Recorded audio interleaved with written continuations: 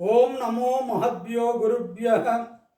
వేమన పద్యరత్నాలలో మూర్ఖ పద్ధతిలో మొదటి భాగం నిన్న చెప్పుకున్నాం.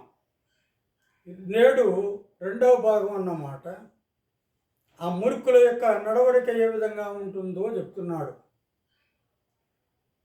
పుట్టుగటములోన పెట్టిన జీవుని కానలేక నరుడు కాశికేగి వెదకి వెదకి అతడు వెర్రి అయిపోవును. విశ్వదాభిరామ వినురవేమా. పుట్టుఘటములో నానమాట. పుట్టుఘటం అంటే దేహం. ఆ దేహంలో ఉన్నటువంటి పెట్టినంటే ఉన్నటువంటి జీవుని ఆ ఆత్మను ఆ జీవాత్మను కానలేక నరుడు కాశికేగి. నరుడు అంటే ఇక్కడ మూర్ఖుడు, కానలేనటువంటి వాడు. తనలో ఆ దేవుడున్నాడు అని ఎవరైతే తెలుసుకోకుండా ఉంటాడో వాడు ఒట్టి మూర్ఖుడు అన్నమాట. అతడు కానలేక చూడలేక కాశికేగి అన్నమాట. కాశీకెందుకు పోతారు? ముక్తి కోసం, మోక్షం కోసం. మరి అక్కడ పోయి కూడా వెదకి వెదకి అతడు వెర్రి అయిపోవును. అక్కడ కూడా వెతికి వెతికి అతడు వెర్రి అయిపోతాడన్నమాట. అంటే పరమాత్మను ఎక్కడున్నాడు? పరమాత్మ తన శరీరంలోనే ఉన్నాడు. అది తెలుసుకోకుండా పరమాత్మ ఎక్కడో కాశీలో ఉన్నాడు, ప్రయాగలో ఉన్నాడు, ఆడున్నాడు ఎడున్నాడు అని వెతుక్కుంటూ వాడు వెర్రివాడైపోతూ ఉన్నాడు అని మన వేమన గారి అభిప్రాయం.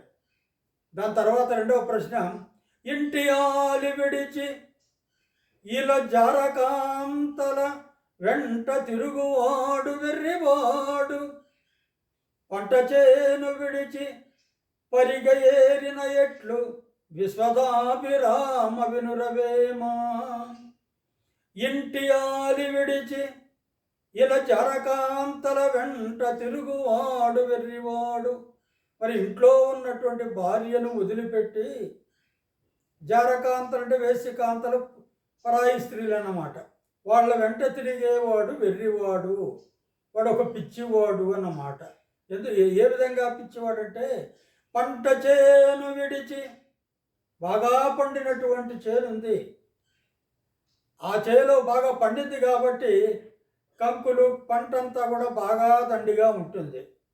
అవి వదిలిపెట్టి పరిగ ఏరిన ఎట్లు, మరి బాగా కోసిన తర్వాత ఆ ఊర్పిడి అన్నీ అయిపోయిన తర్వాత పంట యొక్క కొంచెం ధాన్యపు ఆ కంకుల్లాగా ఉండేటి కింద పడిపోయి ఉంటాయి. వాటిని వేరుకోవడానికి పోతాడన్నమాట. అక్కడ ఎన్ని ఏరుకుంటే ఎంత వస్తుంది అదనమాట. ఇక్కడ ఇంట్లో భార్యను వదిలిపెట్టి పరకాంతల ఎడల తిరిగేవాడు మరి బాగా పండినటువంటి చేనును విడిచిపెట్టి పరిగెల కోసం ఇతర చేలల్లో తిరిగేటటువంటి వాడితో సమానము అని చెబుతున్నాడన్నమాట. తర్వాత ఏంటంటే, అన్ని జాతులందు ఏ జాతి ముఖ్యమన్ ఎరుకగల్గు వారే హెచ్చువారు. ఎరుకలేని వారు లే జాతి నున్నను ఈన జాతి ఎందు ఎరుగువేమా. అన్ని జాతులందు ఏ జాతి ముఖ్యమన్, అన్ని జాతులు లేకల్లా ఏ జాతి ముఖ్యము అని అంటే ఎరుకగలవారే హెచ్చువారు. ఏ జాతి వారైనా ఎరుక అంటే జ్ఞానం కలిగిన వాళ్ళే గొప్పవాళ్ళు. ఎరుక లేని వారలు, ఆ జ్ఞానం లేనటువంటి వాళ్ళు ఏ జాతినున్నను, ఏ జాతిలో ఉన్నా కూడా, మామూలుగా మనకు బ్రాహ్మణ క్షత్రియ వైశ్య శూద్రులు అని మరి వాళ్ళ ధర్మాలు ఆచరణలు అన్నీ చెప్పుకుంటూ ఉంటారు కదా. మరి ఆ 4 జాతుల్లో మరి జ్ఞానం లేని వాడు ఎక్కడున్నా కూడా ఉపయోగం లేదు. ఆ 4 జాతుల్లో జ్ఞానం ఉన్నవాడు మరి గొప్పవాడు అన్నమాట. అదే చెప్తున్నాడు, ఎరుక లేని వారలు ఏ జాతినున్నను. జ్ఞానం లేని వాళ్ళు ఏ జాతిలో ఉన్నా ఈయన జాతి ఎంచు నెరుగువేమ, వాళ్ళు నీచపు జాతి అని తెలుసుకోవేమా అని చెబుతూ ఉన్నాడన్నమాట వేమన.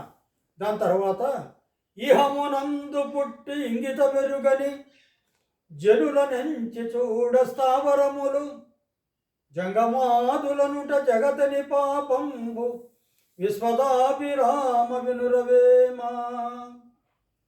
ఇహమునందు పుట్టి అన్నమాట, ఈ లోకంలో పుట్టి ఇంగిత మెరుగని, ఇంగితం అంటే లోకజ్ఞానం ఎరుగినటువంటి జనులను ఎంచి చూడ, ఆ జనులను పరికించి చూస్తే వాళ్ళు ఎలాంటి వాళ్ళు, స్థావరములు అన్నమాట. స్థావరాలంటే ఏంటంటే కదలకుండా ఉండేటటువంటి పర్వతం స్థావరం, వాటికి కదలేం చేసేటువంటి శక్తి లేదన్నమాట. అలాంటి వాడనమాట. ఏది ఇంగిత జ్ఞానం లేనటువంటి వాడు ఆ పర్వతంతో ఆ రాతితో సమానం అని అంటారు కదా, అట్లా అన్నమాట. దాని తర్వాత జంగమాదులనుట జగతిని పాపంబు, ఆ ఇంగిత జ్ఞానం లేనటువంటి వాడు మరి మనుష్యుల్లాంటి వాడు అని చెప్తే అది ఈ పాపం కలుగుతుంది అంటూ ఉన్నాడన్నమాట. అంటే లెక్కింపరాదు వాళ్ళను మనుషులుగా గణింపరాదు అని చెప్పడం అన్నమాట. దాని తర్వాత పద్యం ఋషులెరుంగనట్టి విషయం భువి లేదు వారి చెప్పినంత వరుసనగును తెలియకనెడువాడు దేబెలు వినుమయ విశ్వదాభిరామ వినురవేమా. ఋషులెరుంగనట్టి విషయం భూభువి లేదు, ఈ లోకంలో ఋషులకు తెలియనటువంటి విషయం ఏదీ లేదన్నమాట. వారి చెప్పినంత వరుస జరుగు, వాళ్ళు ఏదైతే చెబుతారో అదే క్రమంగా జరుగుతుంది. దాని తర్వాత తెలియకనెడువాడు దేవులు వినుమయ, ఆ విషయం తెలియక ఋషుల్ని ఎవరైతే తిడుతూ ఉంటాడో వాడు నిందించేవాడు ఉంటాడు, వాడు దేవెలు అంటున్నాడు. దేవెలు అంటే ఏంటంటే వాడికి ఆ బేడీలు వేసినటువంటి వ్యక్తి లాంటి వాడు అని చెప్తున్నాడు అన్నమాట.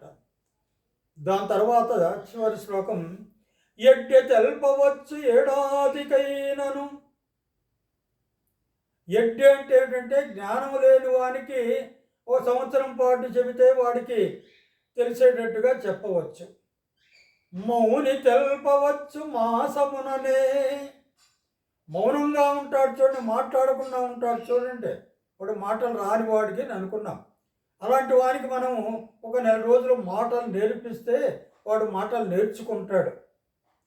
ముప్పె తెల్పరాదు 30 ఏండ్లకునైనా, 30 అంటే మూర్ఖుడు అన్నమాట. మూర్ఖుడికి వాడు 30 సంవత్సరాల పాటు వాడికి బోధించిన వాడికి తలకెక్కదు అని మూర్ఖుని మనస్సు రంజింపజేయడం ఎవరికీ సాధ్యం కాదు అని చెబుతూ ఉన్నాడు. మరి ఇంతటితో ఈ మూర్ఖ పద్ధతిలో 2వ భాగం పరిసమాప్తమైంది. రేపు చూస్తాం మిగతాది.